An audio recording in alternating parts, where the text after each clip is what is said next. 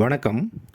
கிபி 1660ஆம் ஆண்டில் ஒரு ஆங்கில தேயிலைத்தூள் வியாபாரி தேயிலைத்தூளை பெரிய வியாபாரிக எஸ்டேட்டு அப்படின்னு எங்கெல்லாம் கிடைக்குதோ அங்கிருந்தெல்லாம் மொத்தமாக கொள்முதல் செஞ்சு அவர் வசிக்கிற நகரத்தில் பல அளவுகளில் பாக்கெட் செஞ்சு அது விற்பனை செஞ்சு வந்தார்.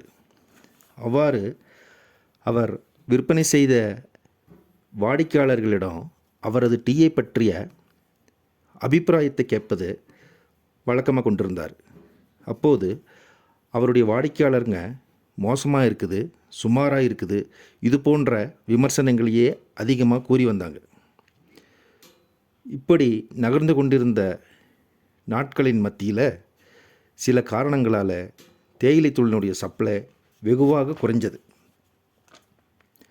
அப்போது அவருடைய வாடிக்கையாளருக்கு வழங்குகிற தேயிலை தூளினுடைய இருப்பு குறைஞ்சிருச்சு. எனவே அவருடைய குடோனில் மிச்சம் மீதி இருக்கிற மொத்த பைகளையெல்லாம் கொட்டி உதறி எல்லாத்தையும் கலக்கி பாக்கெட்டில் அடைச்சி தன்னுடைய வாடிக்கையாளர்களுடைய தேவைகளை ஓரளவுக்கு சமாளிச்சிட்டார். இந்த நிலையில் அவரின் வாடிக்கையாளர்கிட்ட எப்பவுமே அபிப்பிராயத்தை கேட்பதை வழக்கமாக கொண்டிருந்தவர் இந்த தாட்டி கேட்குறதுக்கு ரொம்ப தயங்கினார். ஆனால் அவருடைய வாடிக்கையாளருங்க தாமாகவே முன்வந்து இந்த முறை வழங்கிய தேயிலைத்தூள் மிகவும் சுவையாக இருப்பதாகவும் இதே போன்ற டீத்தூளை தொடர்ந்து வழங்க வேண்டும் அப்படின்னும் கோரிக்கை வச்சாங்க. நம்ம வியாபாரி ரொம்ப இன்ப அதிர்ச்சி அடைஞ்சிட்டார்.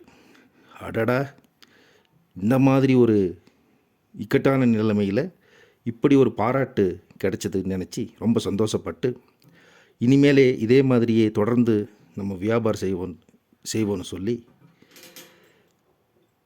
பல வேறுபட்ட இடங்களில் கொள்முதல் செஞ்சதை அதை ஒன்றாக கலக்கி அல்லது பிளெண்டிங் செஞ்சு இன்னும் கூடுதலான விலைக்கு விற்றும் பாராட்டும்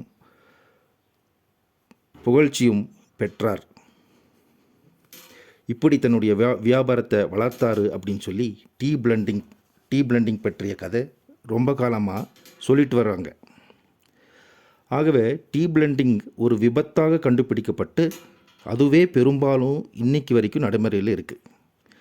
இன்றைக்கி உலகம் மிக பெரும் அறிவியல் முன்னேற்றம் கண்டுள்ளது. ஆனால் டீ பிளெண்டிங்கில் பழைய முறையையே பின்பற்றப்படுவதால் பல குறைகளை களைய முடியவில்லை. இதற்கான தீர்வாக சயின்டிஃபிக் டீ பிளெண்டிங் முறை உள்ளது. இந்த சயின்டிஃபிக் டீ பிளெண்டிங் முறையை பற்றி அடுத்தடுத்த வீடியோக்களில் தொடர்ந்து பார்க்கலாம். நன்றி.